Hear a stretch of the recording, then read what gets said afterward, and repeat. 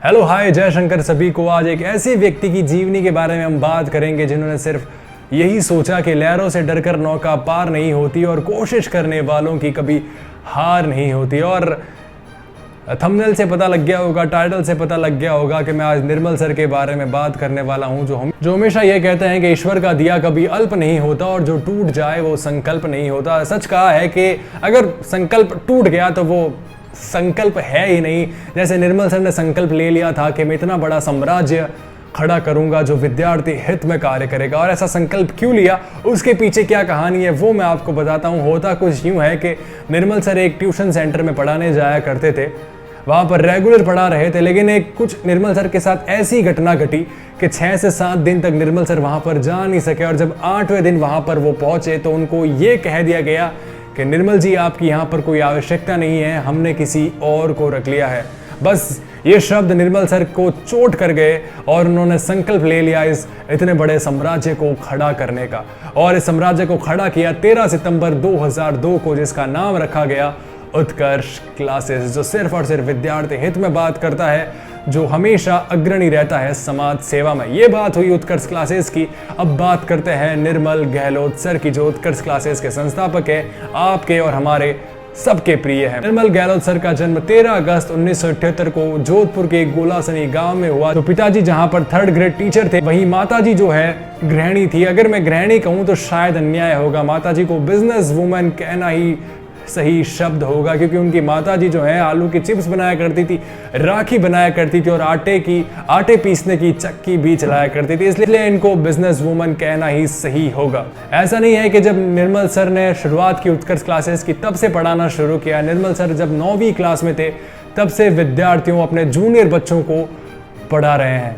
निर्मल sir की पहली salary की अगर बात करूं तो मात्र 1200 रुपए उनको पहली सैलरी मिली थी। जोधपुर में सरदारपुरा शहर में एक किराए के मकान से शुरुआत की। आज जोधपुर और जयपुर में ऑफलाइन बैचेस चलते हैं। दिल्ली, प्रयागराज, बेंगलोर में ऑनलाइन सेंटर्स हैं, जहां से शिक्षक ऑनलाइन पढ़ाकर घर बैठे विद्यार्थियों को शिक्षित कर रहे हैं। निर्मल सर हमेशा 365 डिग्री सोचते हैं। शुरुआती दौर में निर्मल सर ने सारे कार्य खुद किए, खुद पढ़ाना, खुद पानी भरना, खुद सफाई करना और तो और अपनी उत्कर्ष क्लासेस का प्रचार करने के लिए पैम्पलेट्स भी खुद बांटा करते थे।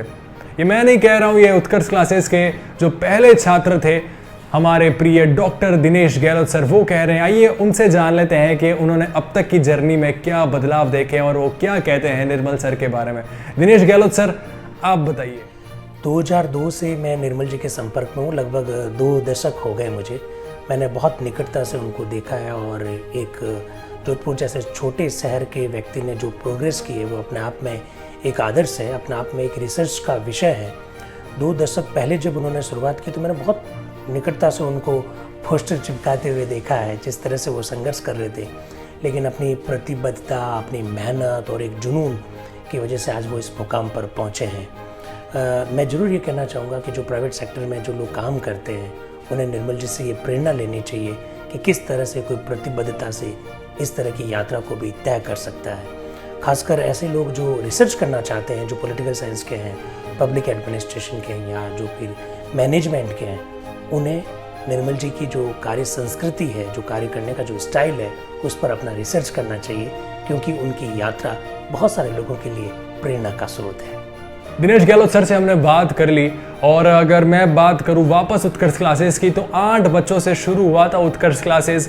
बैंक और एसएससी की सबसे पहले क्लासें लगा करती थी और आज जो है आईएएस, आरएस, पटवार, एसआई, कांस्टेबल, डिफेंस जैसे कई अन्य बैच, ऑफलाइन बैचेस जो हैं चला करते हैं। और 600 से ज़्यादा जो हैं ऑनलाइन कोर्सेज उत्कर्ष ऐप में चला करते हैं। एक साल में 35,000 से भी ज़्यादा विद्यार्थी उत्कर्ष क्लासेस से शिक्षित होते हैं और 1.5 लाख से ज्यादा विद्यार्थी घर बैठे उत्कर्ष ऐप से ऑनलाइन शिक्षित होते हैं। उत्कर्ष क्लासेस जब से शुरू हुआ है तब से विद्यार्थी हित में कार्य कर रहा है। और निर्मल सर ने हमेशा यही कहा है कि मेरे विद्यार्थी मेरे अपने हैं, मेरे परिवार का हिस्सा है, इनको कभी कोई तकलीफ नहीं होनी चाहिए। ऐसे हैं हमारे निर्मल सर। निर्मल सर की जीवनी को सिर्फ विद्यार्थी हित तक रखा जाए तो निर्मल सर के व्यक्तित्व के साथ अन्याय होगा। निर्मल सर समाज सेवा में भी हमेशा अग्रणी रहे हैं, समाज सेवा के भी कई कार्य किए। क्या क्या कार्य किए हैं उसकी बहुत लंबी लिस्ट है, वो भी मैं आपको बताऊंगा। लेकिन उससे पहले अक्षय सर से मिलवाऊंगा।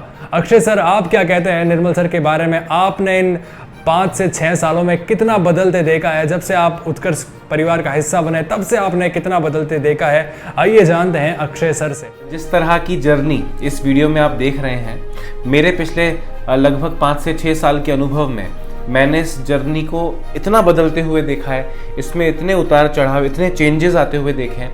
तो आप सोचिए कि अगर पिछले 5-6 वर्षों में इतने सारे चेंजेस हुए हैं तो पिछले 20 वर्षों के जो चेंजेस हुए होंगे वो अपने आप में एक सफ़र है, वो एक चेंज नहीं, वो एक सफ़र है, एक वो यात्रा है।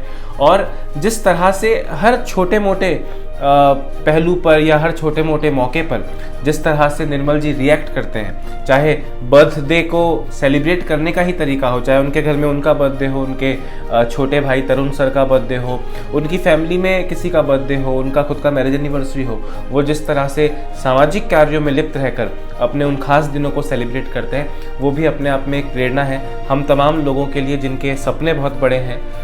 हम में से कईयों का एक्सक्यूज़ होता है मेरा शहर छोटा है या मेरी एजुकेशन किसी नॉर्मल छोटी स्कूल या कॉलेज से हुई है, मैं आगे कैसे जाऊंगा, आगे तो बड़े शहर के लोग जाते हैं। तो इन तमाम तरह के एक्सक्यूज़ेस के मुंह पर एक तमाचा है निर्मल गहलोत का ये पूरा सफ़र। अक्षय सर से हमने बात कर ली, अब बात करते हैं समाज सेवा में निर्मल सर ने क्या क्या कार्य किए हैं। सबसे पहले बात करते हैं कोरोना काल में स्थापित भारत के पहले श्वास बैंक ब्रीथ बैंक की स्थापना की और उसके संस्थापक बने। निःशक्त जनों के विकास और पुनर्वास में कार्यरत राजस्थान दिव्यांग सेवा समिति की भी आप अध्यक्ष बन गए। एक डिजिटल सोच रखते हैं निर्मल सर, इसलिए इन्हें डिजिटल क्रांति लाने वाला जनक कहा जाता है। और ऐसा मैं इसलिए कह रहा हूं कि क्योंकि आपको तो याद होगा कि पश्चिमी राजस्थान का पहला क्रोमा स्टूडियो निर्मल सर द्वारा बनाया गया। और दूसरी, अगर डिजिटल एजुकेशन की बात करूं तो गरीब व प्रतिभावान विद्यार्थियों के लिए निःशुल्क संचालित श्री कृष्ण स्वाध्याय केंद्र व पुस्तकालय के भी अध्यक्ष है, जहां पर अगर आपने कोई लाइब्रेरी देखी होगी तो जो पुस्तकालय आपने देखा होगा वहां पर सिर्फ और सिर्फ किताबें पड़ी रहती है और आपको फ्री का वाईफाई दे दिया जाता है।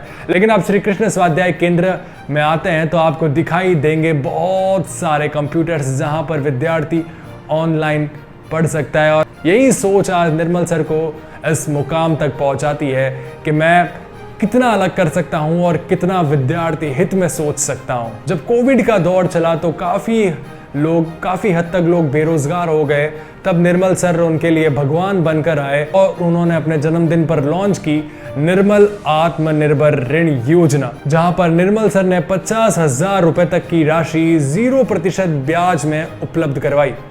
और आगे बात करते हैं राजस्थान की 1000 बेटियों को निःशुल्क टैबलेट्स भी उपलब्ध करवाए निर्मल सर ने। सालावास के एक गांव में स्कूल में स्मार्ट क्लासरूम बनवाया।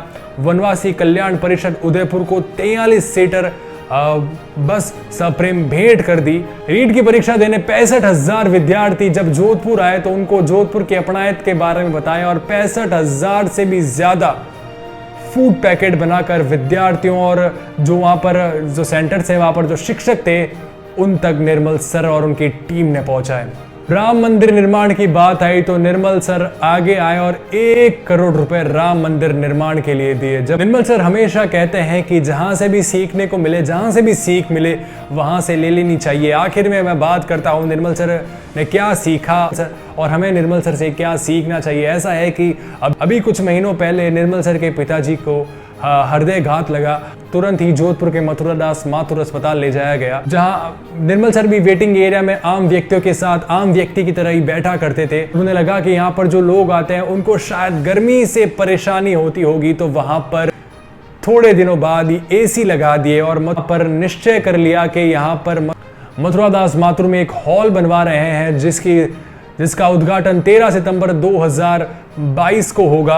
हमें निर्मल सर से ये सीखना चाहिए कि कभी भी जिंदगी में हार नहीं माने। अगर आपको कोई कह दे कि आपकी आवश्यकता नहीं, आप यहाँ से जा सकते हैं, हमने किसी और को रोक लिया, तो आप हिम्मत नहीं हारें, हिम्मत से काम लें, आगे बढ़ते रहें और यही सोचें कि अगर उस राम ने हमें चोंच दी है तो वो दाना जरूर देगा। और दिमाग में यही रखें कि कोशिश करने वालों की कभी हार नहीं होती और लहरों से डरकर नौका पार नहीं होती। कोशिश करने वालों की कभी हार नहीं होती। और आखिर में यही कहूंगा, निर्मल सर आपको 44वें जन्मदिन की हार्दिक शुभकामनाएं। हमेशा मुस्कुराते रहें, भोलेनाथ का आशीर्वाद आप पर बना रहे और आपका आशीर्वाद जो है हम पर बना रहे। हमारे व्यूअर्स को यही कहना चाहूंगा निर्मल सर की आपको यात्रा कैसी लगी और आप निर्मल सर से क्या सीखते हैं वो भी हमें कमेंट करके जरूर बताएं।